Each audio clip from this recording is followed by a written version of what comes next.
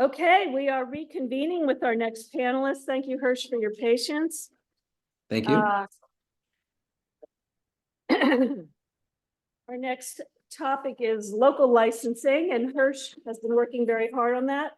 Hirsh Jain, also a California NORML board member, is the founder of Ananda Strategy, a consultancy that served many of California's leading cannabis brands and retailers, helping guide their competitive licensing efforts, expansion strategy, regulatory compliance, and M&A activity within California. Hirsh began his cannabis journey when he was 18 years old, working in UC Berkeley's public defender's office defending students that were accused of cannabis violations by the university. After graduating, Hirsh attended Harvard Law School, where his focus was the legal architecture and social impacts of the war on drugs. He spent several years working in management consulting in the tech industry before joining the cannabis industry in 2018. Hirsh serves on the board of Los Angeles, as well as California NORML, and the Los Angeles Cannabis Chamber of Commerce, and is a workshop instructor at Success Centers, a San Francisco-based cannabis equity and educational nonprofit. Okay, Hirsh, take it away. Awesome. Thanks, Ellen. And thanks, everyone. It's great to be with you. And for those of you I don't know, thanks for that warm introduction, Ellen. So today, I'm really excited to talk to you guys about the retail cannabis market in California. And I think our presentation will have two parts. So the first part is I'm going to walk you through facts about the California retail market. We'll spend a few minutes just giving an overview of the market and its trends. And then the second thing we'll do is we'll kind of illustrate those trends through this map that I've put together. And I think many of you can see this map. And in a second, what we'll do is we'll zoom in on particular parts of the state, and we'll use the map to kind of illustrate sort of the facts that we're talking about.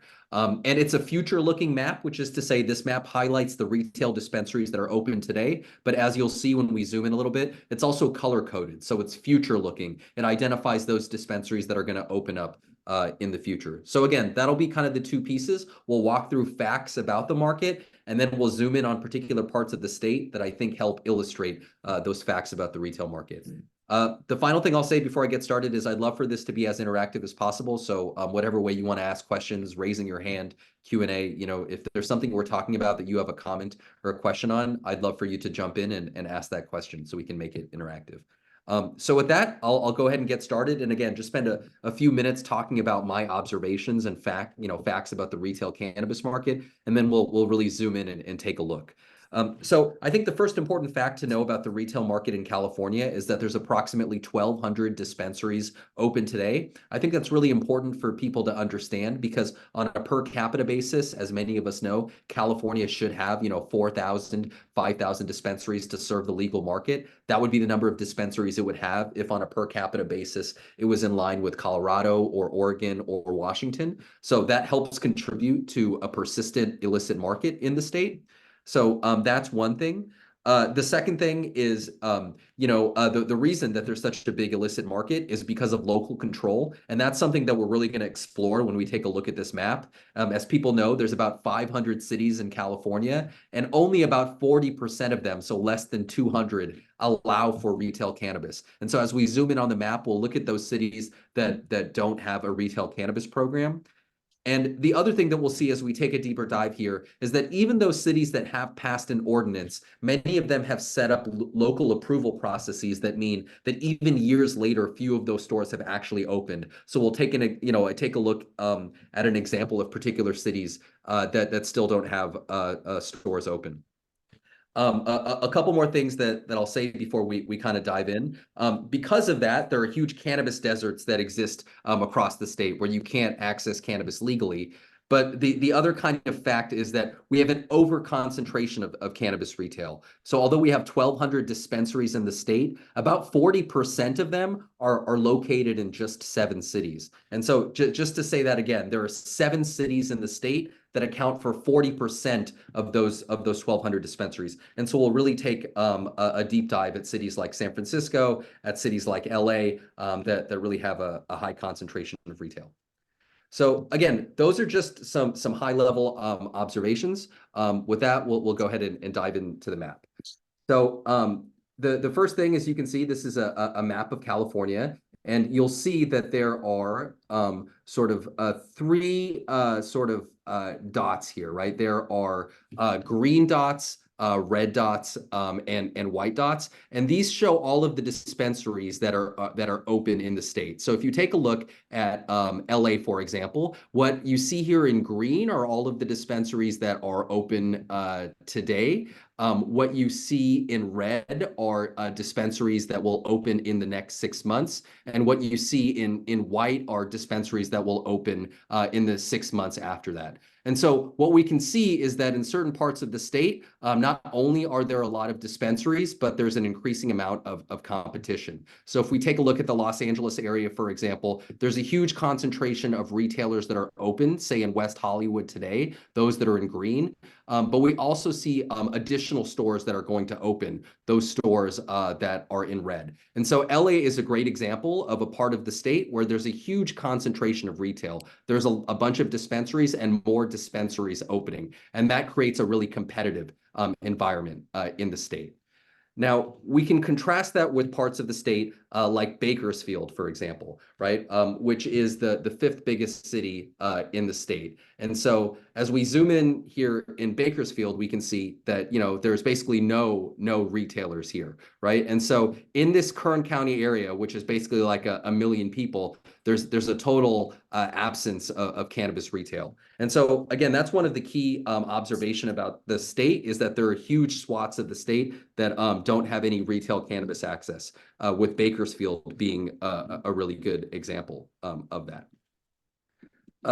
Another city that is seeing, increasing competition and sort of like saturation of retail is San Francisco. And so as we go to San Francisco, we can see a really similar environment to LA. And by the way, I apologize for all the labels. I think you could probably see the map better if it wasn't for all of these words. Google Earth Pro just updated and I can't figure out how to turn those labels off that show the names of the shops. So I apologize, but hopefully you can still kind of see the same basic point that San Francisco is quite similar to LA in that, there's a ton of dispensaries open. Those are the ones that are in green, right? And many of those are dispensaries that have opened in the last 6 months or a year. And then there's also going to be increasing competition. There's a bunch of other stores, such as the stores in red that will continue to open in the city. And so I think we see here what kind of the consequences of a really open licensing environment is that you have a bunch of stores, more stores open in that city over time, and it becomes more competitive. The other thing that this map sort of illustrates, though, is that sometimes there are sort of like mini ecosystems within cities, right? So we can see here in San Francisco that there's a ton of retailers in the northeastern quadrant of the city, right? But if we look to sort of the west side of the city, right, the Sunset, we can see there's actually not a ton of retailers there. So kind of from a business strategy perspective, we can see that even in really concentrated cities, there's an opportunity to set up a business in parts of the city that are less saturated. And so I think a good example is this store Herba, which just opened kind of right near the ocean and is one of the few stores to be open in the Sunset.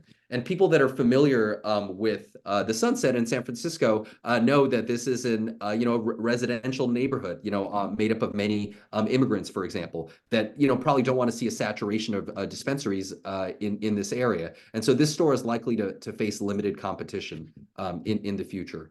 So again, I think the sort of two takeaways there are, again, a city like San Francisco is a lot like a city like LA, which over time has seen more and more retailers open, which has made for a much more competitive environment. But there are also small pockets, right, kind of in that area that are immune from that competition. And to give you another example of that, I'm going to go back down to LA. And I think Redondo Beach, right, or the beach cities of LA provide a similar example of what I'm talking about.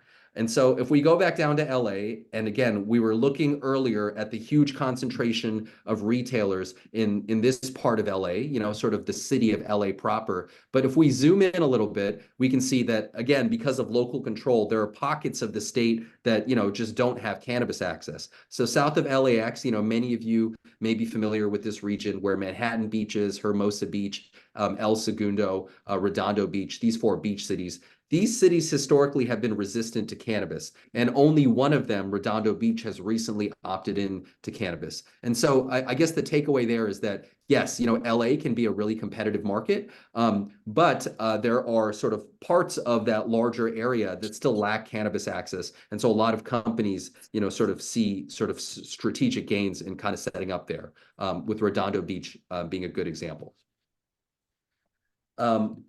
Another sort of example of sort of a prime opportunity that sort of where stores recently started opening is in San Mateo County. So we're going to jump there next. And again, I think it illustrates the same phenomenon of the patchwork that is created by local control, right? So we were just earlier looking at San Francisco, right? And our takeaway was like, man, San Francisco is getting really crowded, especially, in that northeastern quadrant of the city, but the west side is a little bit less competitive. Now we're zooming out and looking at the larger Bay Area, and we can see that although there's, 70, 80 dispensaries in San Francisco, really there's a pretty limited amount of retail cannabis access in San Mateo County, kind of like the 50 miles between, where San Francisco is and San Jose. And so if we zoom in a little bit, we can say, all right, well, there are some stores out here on the coast in Pacifica. Here are the stores in San Francisco. But really, if you go along, sort of the commercial corridor of this area, there aren't really many stores open, right? And if we zoom in further, we can see when we leave San Francisco, there isn't really much, right? We can see Embark is going to open up a store here in San Bruno. It's not open yet. Again, white means it'll open next year. But really, there's a lack of access there, right? But if we zoom down further, we can see basically the first stores that opened, right, here in San Mateo County. And so these are the stores in Redwood City. And as folks may know, Redwood City issued 6 licenses about a year and a half ago. 4 of those stores are now open. And so we can expect these to be some of the higher performing stores in the state. So we can see Airfield recently opened its store there. MMD opened its store there. Embark opened its store there. Juvalife opened its store there. And so just to kind of state the obvious, right, in this area of 1 million people that lacks retail cannabis access, these are some of the first stores to open. And so we might guess that those stores would be successful. And similarly, right, we can see that there's a couple more stores that will be opening there in the next year, being Grupo Flor and Element 7. And so again, I think that reflects kind of the patchwork approach that we have to local control. I'm going to keep walking through examples. I have a question in the audience. Hirsh, would you like to take that? Yeah, I'd love that. From Karen. I have a delivery client and they're experiencing a speed bump and delivering to areas that are beyond their retail storefront. And I'm wondering if there would be any changes that would allow them to extend their geographical delivery location other than having a licensed hub to store in that further location. It sort of also cuts across an earlier lecture about delivering to other areas of California. I don't see a way other than having another retail or licensed hub in an outlying area. It's just prohibitive for them cost-wise to go back and forth potentially for each delivery. Have there been any breakthroughs on allowing them to go to further places and just have a hub where they can store? I think you get what my drift. Storage, so licensed storage. Like a storage, like something secure, but that further location, what are the requirements? Does that have to be a separately licensed storage facility?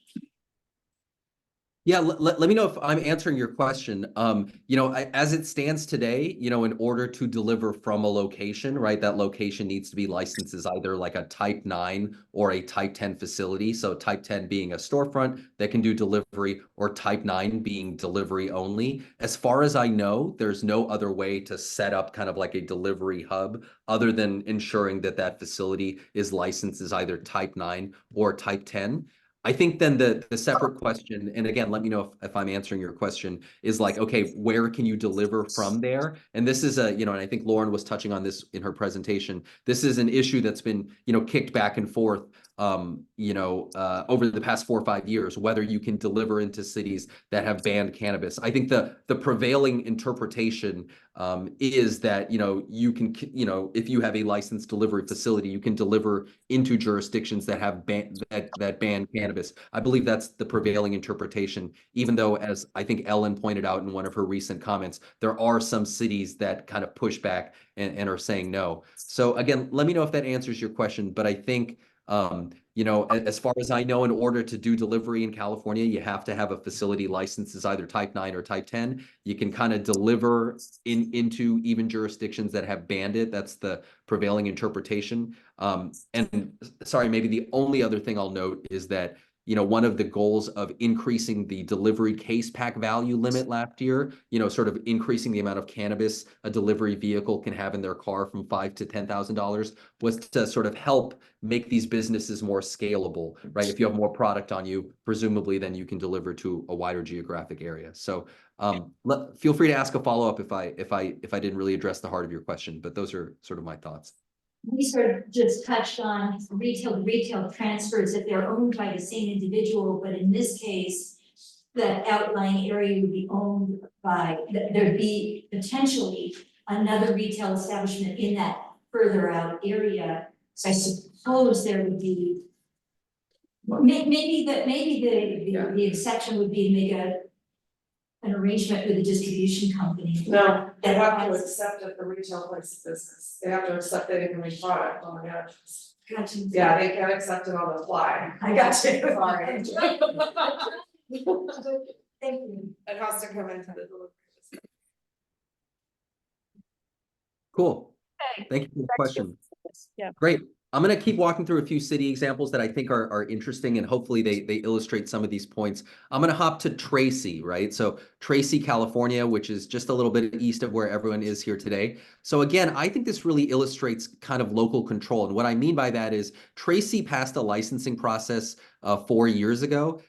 So, it's been 4 years since Tracy passed an ordinance. And as of today, there are only 2 stores open in Tracy. There's Tracy Cannabis Collective right here, right?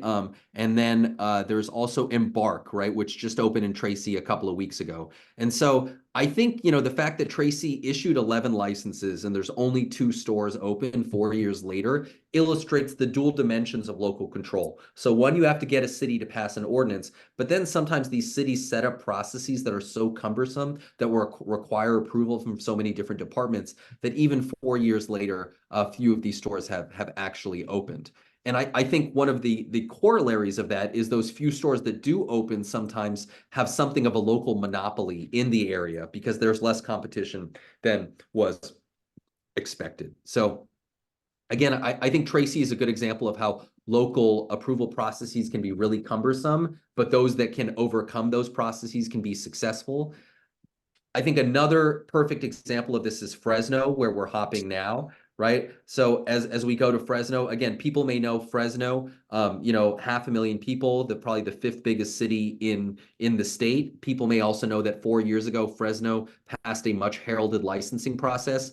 But, as of 6 months ago, there were only 2 stores open in Fresno. And the 2 first stores to open in Fresno were the Artistry, which is right up here, and then Embark, which is down here. And so the Artistry and Embark, as many people know, were the only 2 stores open in Fresno, a city of 500,000 people, I want to say for 13, 14 months. And so those businesses did very well over that time. Now, over the past, 6 months or so, we've seen a few other stores open. So now it's a more competitive market. And so, Cookies recently opened up in Fresno, which got a tremendous amount of attention. This, I believe, was a couple of months ago. The Station also opened up in Fresno a couple of months ago.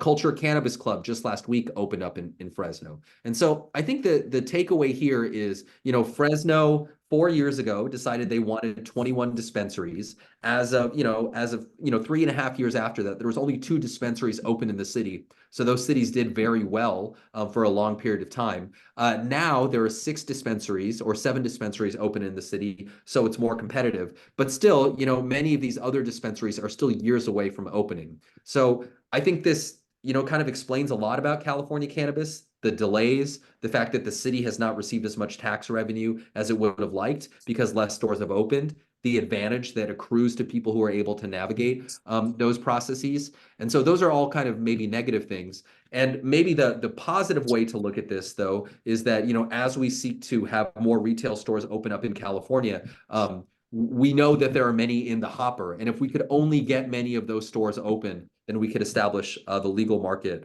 on a more strong footing here in California. I believe I still have 5 or 10 more minutes left, so I'm going to keep going, but feel free to check me on time, Ellen. A couple of Five.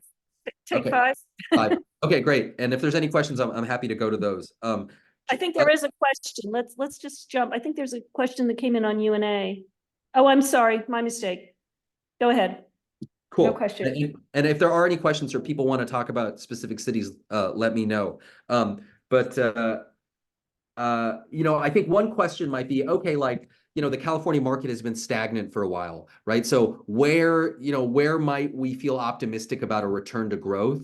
I think Costa Mesa is a good example of that, right? And this was sort of, you know, the comment I was making earlier about how oftentimes in California, there's a ton of delays, but maybe the optimistic way to look at it is eventually those stores open. So Costa Mesa in November of 2020, right, during the last presidential election, so a long time ago, passed a ballot initiative finally allowing for legal sales. You know, 2.5 years after that, very few stores had opened. But now, right, you know, sort of like almost 4 years later, we are seeing like, oh, wow, a bunch of stores have opened, right? If I'm in Costa Mesa, you know, which is in the middle of Orange County, a big cannabis desert, I could go to Herbs and Leaf. I could go to, you know, Secret Garden. You know, there's Mr. Nice Guy that's opened. And so, you know, I think there are a number of cities like Costa Mesa, like Fresno, that passed ordinances 3 to 4 years ago. And I think many of us in California cannabis were frustrated because those stores had yet to open. But now we're finally starting to see some of those stores open. A quick question here from Dana from Orange County. Yeah, because I'm laughing because Costa Mesa is like a mess, and I'm sure you know that. But what's the white versus the green is opened, the white and the red is what? Sorry, yeah, I should have explained that more clearly. So red will open in the next 6 months, and white I project to open in the next 6 months after that. So do the white for Costa Mesa, let's say, just to catch everyone up, Costa Mesa stopped its process, even though it had no cap, because it can't process the applications fast enough, properly enough, etc. It doesn't have the staff. So I'm curious, are those people that have had the CUP approved? Is that what those whites are? So Yeah, yeah. that's how I tried to draw the line. And as you know, Dana, I think there were 63 applications in Costa Mesa. And I think Costa Mesa just like illustrates the mess that has been local control, right? So as maybe everyone knows, but just to summarize, there were 63 applications in Costa Mesa. Costa Mesa initially said they weren't going to cap applicants, right? And presumably all of these applicants would be able to open because it was non-competitive. Later, it seemed to change its mind on that process. About half of those applicants have made it through the CUP process. It is unlikely, right, that all people that are in the queue are going to open. So yeah, Dana, that's basically how I tried to draw the line. People who had received a CUP and so were likely to open. Got it. Do you want to talk about? Okay, I think, I'm so sorry, but we should probably be wrapping this up to stay on schedule. Is there something else you wanted to add, either of you? No, nothing else on my end. I guess I would just summarize by saying, you know, at least I hope the key takeaways that came away from this presentation are, one, we have a lack of retail in California, but number two, you know, the retail that we do have is really concentrated into specific cities of the state, which make those cities much more competitive. And, you know, the continuing obstacle continues to be local control, both the failure of cities to pass ordinances, but also they're setting up processes that make it very difficult for stores to open. So. I have a question. Yeah. With San Bernardino County, can you give any numbers on that? The reason why I bring it up is because it's the largest county in the United States. There's about 1 million people in San Bernardino County, and so I know they've been really aggressive in not allowing recreational cannabis in the county. I think they allow like one dispensary, and so just wanted to get some insight on San Bernardino County. Yeah, so here we're looking at San Bernardino County. The one, part of San Bernardino County that does allow cannabis is the city, right? And so the city has allowed 17 licenses. I believe 15 of them are open of the 17 so far. So there's a bunch of shops that options that one has in the city of San Bernardino. But as we zoom out a little bit, we can see that, yeah, if you go south to Riverside County, right? There's stores open in Riverside County, but west, as the gentleman speaking just pointed out, when you go west of San Bernardino County, you can drive pretty much all the way to Pomona, and lack cannabis access. So yeah, there is a lack of retail there for sure. Okay, great. Well, thank you, Hirsh. That's a daunting and wonderful presentation. Great. Wow, I didn't know we were going to be zooming in on that map. That's awesome, man. Great job. Yeah. Oh, sorry. One more question from Tim. I'll talk about a little bit I've got at least one case, but I won't mention what city it is because it's ongoing. But it seemed like there's a writ of mandate action filed by somebody who didn't score high enough to get into the cap. And so they filed a writ of mandate action, and now it seems like the city has essentially slowed down the process. In other words, that the fact that they're not challenging the licensing scheme itself and the procedure by which they're ranked. They're just challenging the manner in which they were ranked. That they didn't get a certain amount of points in a certain area, so they feel that it's unfair. And so what's happened, it seems like my impression, and I haven't determined it all in the litigation yet, my impression is the city has essentially slow voted everything now because they want court proceedings to conclude, but they're gonna take forever because it's a writ of mandate action. You have to have an administrative record and we have to go through all this sort of stuff. So it's essentially by one party not making it onto the list of that cap of 8 or 10, if that's the case, then you can file a writ of mandate action and for a monkey wrench into this, bring the whole licensing scheme in the municipality to a screeching halt. Is that fair to say? Yeah, I mean, not knowing the specific city, obviously I can't comment, but what you're describing is unfortunately, as I think many folks in the room probably know, and in like a very common feature of a lot of these competitive licensing processes, which is the threat of legal action. And as I think you were describing, oftentimes that leads cities to slow down processes because they don't want to incur legal risk, and that prevents stores from opening for years, right? The threat of those lawsuits. I think there are many such examples, but I think one example is a city like Ventura, right? Or Oxnard, or take your pick, that has had these processes. So yeah, that's really unfortunate. That ends up really hurting everyone, right? Because the stores don't open, the cities don't receive tax revenue, people don't have access. And I will say that the two things that really concern me, as we're talking about cities opting in, is cities, when I hear them speak, they're afraid of legal risk, right, in the licensing process. And also, as more robberies of licensed dispensaries occur in places across California, cities are afraid of that public safety risk. And so I know that's not a great answer to your question, but I'll say the threat of legal risk and the perceived idea that dispensaries will invite robberies are leading many cities to say this may not be worth it for them to authorize retail. And I think that's really concerning. Okay, we did have one other question from Sarah Schrader. Maybe you could type that answer for her about San Francisco. Some of the retail dispensaries are closing. Is anyone documenting the trends about why that is happening? So and then yeah, but Lauren's ready to come in and we want to get that going. So thank you again,